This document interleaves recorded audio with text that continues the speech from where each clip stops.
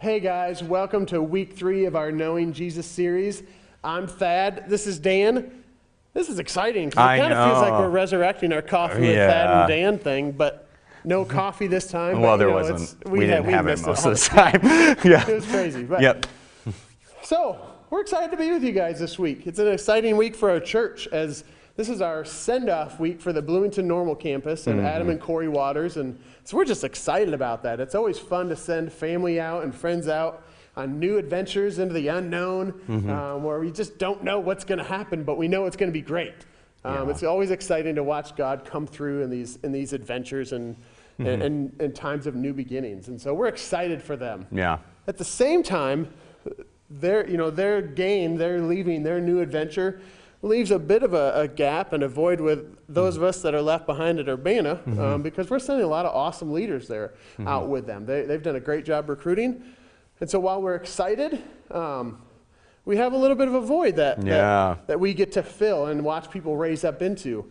And so the challenge for us, especially here at Urbana, is to remind ourselves of the faithfulness of God. That's right. Yeah, either if you're headed off to Bloomington or if you're here in Urbana or at any other of the campuses, change is hard.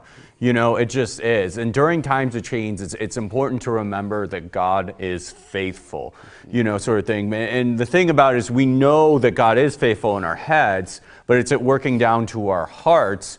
That's kind of the challenge. I think one of the ways that to the degree of how much you know God is faithful is the presence of worry in your life. You know, where you're worried about, that's where you're learning that God's going to be thankful there. So the main core thrust of Adam's message, which I love, was, we're not on our own, to figure out, to craft, or to grow, like our faithfulness in God. That Jesus himself is going to author and perfect our faith. He's going to grow it up with us. We're going to do it together. And the key to developing really faith in God, faith that God's going to move, that he's going to take care of us, is actually through intimacy. As we grow closer to the Father, his love pours into us and faithfulness grows as we see how good he is. Yeah. That's great. Yeah. So, small group leaders, we're excited that you get to help us move the ball down the field, so to speak, this week, as we give our church just some practical ways to practice Thanksgiving and to practice reminding ourselves of God's faithfulness. Yeah. So the first thing is we want everybody to schedule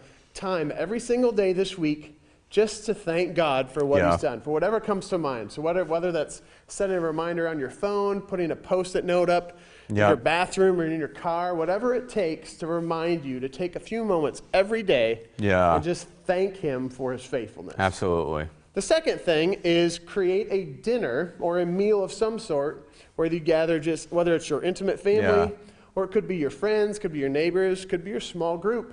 And you just gather together, whoever's important in your life. And the main point of that meal is to just take turns going around the table and, again, thanking God for the ways that he's been faithful. Yeah. So, things that happen with that is we're reminding ourselves of how faithful he is, and at the same time we're expressing that gratitude, which is so key in a relationship. Yeah. Dan, what's the third thing we can do? So the third thing that Adam touches on is actually trust. And what he recommends that we do to grow this is actually to speak out the areas where we're learning to trust in God. Remember, where worry is in your life, that's generally where you're learning where to trust God. So it's like an active decision to speak out that I trust God in the presence of the worry, to move my mind from worry into a place of, no, I'm going to trust God instead. And I'm going to do that by speaking out God's promises and trusting him. That's good. Thank you guys very much. We appreciate you. Thanks for all your help and all that you do for our church and for Jesus. Have a great week.